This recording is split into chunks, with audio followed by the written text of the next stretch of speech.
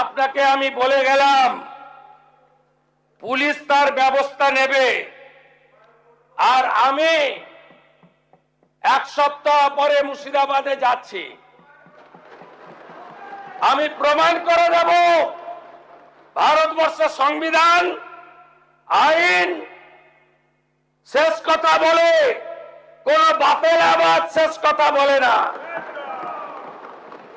আপনাকে সংযত হওয়ার, সতর্ক হওয়ার, এই ধরনের কথা প্রত্যাহার করার এবং ভবিষ্যতে এই ধরনের কথা বলার আগে 25 বার ভাবার হুঁশিয়ারি দিয়ে আমি সবাইকে আশ্বস্ত করছি। আপনারা ভাবছেন কেস হয়েছে, অ্যাকশন কবে হবে?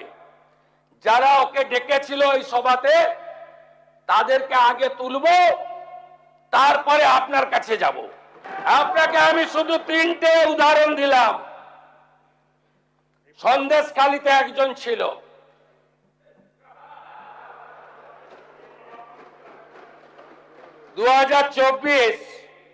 পয়লা জানুয়ারি বলেছিল তৎকালীন বিরোধী দলনেতা এলে তার হাত কেটে পায়ে, পা কেটে হাতে লাগাবে আর চামড়া ছাড়িয়ে মেদিনীপুরে পাঠিয়ে দেবে। ওর অবস্থা কি হয়েছে সবাই দেখেছে। একই টোন ছিল। আরেকটা জীবনতলার গুন্ডা ক্যানিং ভারত, ওর অবস্থাও কি হয়েছে দেখতে পাচ্ছে সবাই। আরেকটা পুষ্পা ঝুঁকে গায়ে নেই, এমন ঝোঁকা ঝুঁকেছে খালি পায়ে,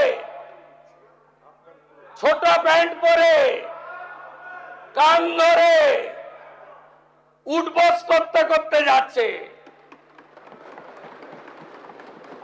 আপনাকে আমি বলে গেলাম পুলিশ তার ব্যবস্থা নেবে, আর আমি এক সপ্তাহ পরে মুর্শিদাবাদে যাচ্ছি।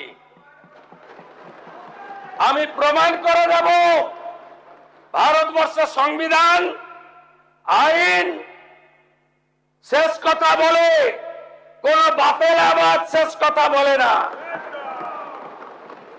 আপনাকে সংযত হওয়ার, সতর্ক হওয়ার, এই ধরনের কথা প্রত্যাহার করার এবং ভবিষ্যতে এই ধরনের কথা বলার আগে 25 বার ভাবার হুঁশিয়ারি দিয়ে আমি সবাইকে আশ্বস্ত করছি। আপনারা ভাবছেন কেস হয়েছে, অ্যাকশন কবে হবে?